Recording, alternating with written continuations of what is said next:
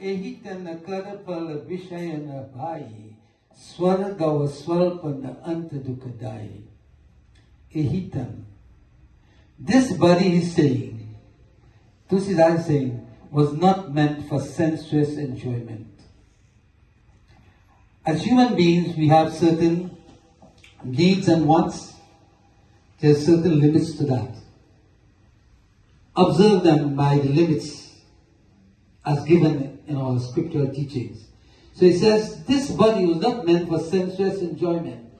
He says, it is not the object of the human body for that purpose. He says, Swarga Swarpa Antaduk. Ant means the end. Duk is sorrow. He says, because when we get involved in that, in the worldly business, he says, even heavenly enjoyment is short-lived and ends in sorrow.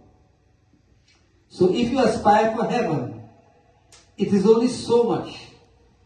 After you have exhausted the goodness or what you have, the good practices that you have done, your blessings, after you have exhausted that, you come back here. So he says, Anta Dukadai, it ends in sorrow. Because you have to begin again from the beginning. So we should not aspire for that. It is for liberation. So he says, Naratan upai vishay manudehi palati sudate sata vishandehi. He says, those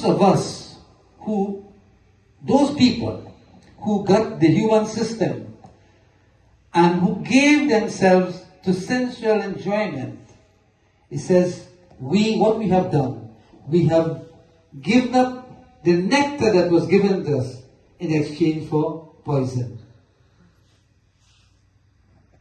I want you to get that. We who have been given this human system, if at the end of time we do not lift ourselves and free ourselves from punarapi jananam, punarapi mananam, from this coming and going, that wheel of birth and death, if we do not free ourselves of that, he says, then we are fools because we have given up this gift of nectar and we have accepted poison. Poison is the activities of the world. So my dear friends, the installation of Shri Ram in Ayodhya is all well and good. It brings back it's a unifying force for all mankind, especially for Hindus. We're all proud of that.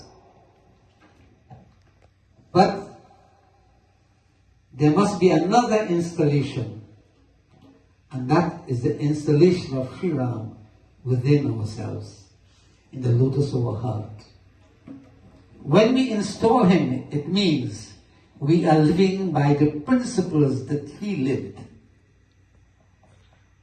And once we live by those principles, Betya Bottom Dala, we will be liberated. So my grateful thanks to Pundit for having given me this privilege this evening. And I feel really honored on this particular day especially to be given the opportunity. I hope I have done justice to the Katha this evening, and I hope you have enjoyed it in the manner in which I gave it out. So I feel very blessed, and I feel it is a privilege afforded me by Shri Ram himself to be here in your distinguished presence and to have narrated this Katha.